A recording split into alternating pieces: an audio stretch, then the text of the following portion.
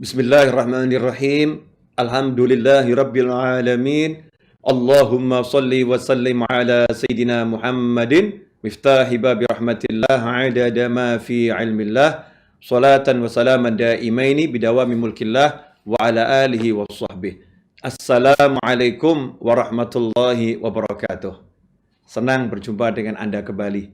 Mudah-mudahan antum semua yang menyaksikan tayangan ini semakin sehat, semakin bahagia, semakin sukses, semakin mudah urusan dunia akhirat yang diridhai Allah Ta'ala. Dan insya Allah berkat menyaksikan tayangan ini, hati menjadi semakin tenang, ya urusan menjadi mudah, masalah pun selesai.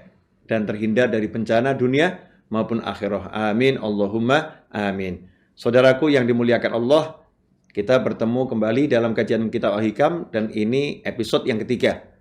Di episode ini kita insya Allah akan belajar tentang ilmu tauhid. Tentang ilmu tauhid. Bagaimana hanya bergantung kepada Allah Subhanahu wa Ta'ala. Hikmah yang pertama dari Syekh Ibn Athaillah rahimahullah dalam kitab Al-Hikam berbunyi, min alamatil i'timadi 'alal 'amali nuqsanur raja'i 'inda wujudiz zalal. Salah satu tanda artinya ada banyak tandanya. Salah satunya adalah yang seperti ini. Salah satu tanda seseorang bersandar, bertumpu, mengandalkan, bergantung pada amal-amalnya adalah berkurangnya rasa harap kepada Allah Ta'ala saat terjerumus pada kesalahan atau dosa. Saudaraku yang dimuliakan Allah Ta'ala, sebetulnya kita semua tahu agama kita ini Islam dibangun atau berdiri di atas 3 pondasi, yaitu Islam, iman, dan ihsan. Ya, ada Islam, ada iman, dan ihsan. Kita harus meningkatkan kualitas kita, bukan sekedar menjadi muslim, tapi muslim yang betul-betul mukmin dan muhsin. Nah, kitab Al-Hikam ini akan membuat kita menjadi seorang muhsin, orang yang mencapai derajat ihsan, ya, maqam yang tertinggi. Karena pangkat ihsan bukan sekedar sholat. Ya, sholat dengan cara yang benar, sholat dengan cara yang baik, tapi sholat dengan penuh keimanan akan surga dan neraka, dan sholat dengan penuh keimanan dilihat oleh Allah Subhanahu wa Ta'ala. Tentu kualitas sholat orang yang seperti ini beda dengan kualitas orang yang sholat dengan sekedar menjalankan cara-cara sholat, ya, atau etika dalam sholat, tanpa hati yang merasa dilihat oleh Allah Subhanahu wa Ta'ala. Karena itu kita perlu mempelajari kitab Al-Hikam ini sampai selesai, sampai khatam insyaAllah. Karena kita ingin menjadi muhsin, seorang yang mencapai derajat ihsan. Seorang muslim, dia akan beramal soleh karena mengharapkan surga dan demi menghindari siksa api neraka. Ya, seorang muslim, untuk masuk surga dia beramal soleh. Untuk selamat dari siksa api neraka, dia beramal soleh dan tinggalkan maksiat. Ini seorang muslim. Seorang mukmin, ya, dia beramal soleh. Dia dengan amal solehnya itu mensyukuri karena dia telah bisa beramal soleh. Dan ketika dia terjerumus dalam dosa, dia tidak akan berputus asa karena dia telah mengetahui dia punya Allah Ta'ala yang Maha Pengampun. Ini seorang mukmin, seorang muhsin di atas itu. Ya, saat dia taat maupun tergelincir dalam kemaksiatan, hatinya selalu mengharapkan Allah Subhanahu wa Ta'ala. Kalau dia taat, karena dia mengharapkan ridhonya Allah Ta'ala. Kalau dia terjerumus dalam kemaksiatan, dia mengharapkan ampunan Allah Subhanahu wa Ta'ala. Nah, karena itu Ibn Athaillah menyatakan, salah satu tanda orang yang bergantung dengan amalnya, atau bergantung pada amalnya, mengandalkan amalnya. Maksudnya apa? Maksudnya muslim itu harus punya amal yang banyak.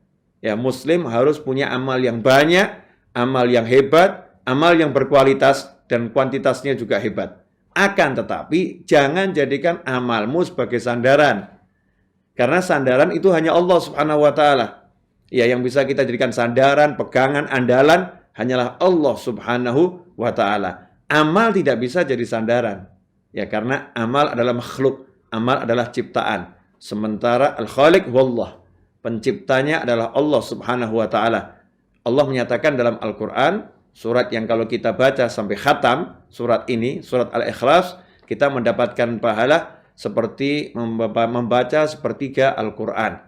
Sehingga dikatakan kalau kita membaca Al-Ikhlas 3 kali, maka kita seperti mendapatkan pahala khatmul Quran. Ada apa dengan surat Al-Ikhlas? Diawali dengan Qul huwallahu ahad. Katakanlah Allah yang Maha Esa. Allahus Samad. Allah tempat bergantungnya segala sesuatu. Jadi Allah sudah mengingatkan, jangan bergantung dengan apapun. Segala sesuatu bergantung kepada Allah Subhanahu wa taala. Termasuk amal kita bergantung kepada Allah taala. Diterima atau ditolak, Allah yang punya hak. Ya sehebat apapun kita amal, nggak ada jaminan diterima. Karena yang tahu kekurangan amal kita, ya, yang tahu cacat amal kita hakiki hanyalah Allah Subhanahu wa taala. Makanya jangan pernah merasa saya sudah punya amal yang banyak, ya saya sudah punya tabungan amal soleh yang banyak sehingga saya aman. Nggak mungkin saya masuk neraka. Saya pasti masuk surga. Keyakinan yang semacam ini salah. Kita boleh mengatakan, Alhamdulillah saya sudah punya amal soleh yang banyak. Mudah-mudahan Allah terima amal soleh saya dan masukkan saya ke dalam surga dengan rahmatnya. Ini yang benar. Ikhwani rahimakumullah. Hanya saja seringkali saat kita sudah banyak beramal, banyak sholat malam, banyak tahajud, banyak zikir, banyak qiraatul Quran, banyak sholat duha, banyak sedekah, banyak amal soleh, muncul dalam hati rasa aman. Ya, muncul dalam hati rasa aman. Ini bahaya. Rasa aman ini menyebabkan kita mengandalkan amal, tidak mengandalkan Allah Subhanahu wa taala. Bergantung pada amal, bukan bergantung pada Allah taala.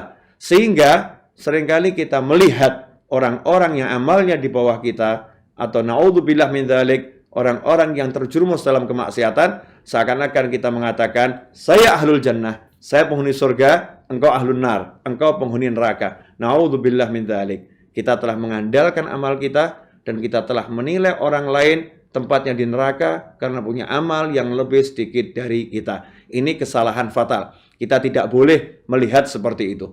Kita harus melihat bahwasanya sebesar apapun amal kita, surga neraka milik Allah Subhanahu wa taala. Sekecil apapun amal orang lain, surga neraka milik Allah Subhanahu wa taala. Betul, Allah telah menjanjikan rahmatnya Allah dekat dengan muhsinin, dekat dengan orang-orang yang suka berbuat baik. Kalau mau masuk surga dengan rahmat Allah, ya kita harus punya amal soleh yang banyak. Tapi jangan sekali-kali bergantung dengan amal soleh kita. Harus bergantung kepada Allah Subhanahu wa ta'ala. Nah, orang yang bergantung pada amal solehnya, ketika dia banyak amal soleh, kemudian suatu ketika tergelincir dalam kesalahan, dia menjadi putus asa. Waduh, gimana ini ya? Percuma sholat saya selama sekian tahun. Percuma zikir saya sekian banyak. Ternyata hari ini saya terperosok dalam kemaksiatan yang luar biasa. Allah pasti benci saya. Allah nggak suka sama saya. Allah pasti akan masukkan saya ke dalam neraka. Dia mengukur surga dan neraka dengan amal solehnya atau dengan kemaksiatan. Ini salah fatal. Ingat saudaraku yang dimuliakan Allah, saat engkau taat Tuhanmu Allah. Saat kita terjerumus dalam kemaksiatan, Tuhan kita juga Allah.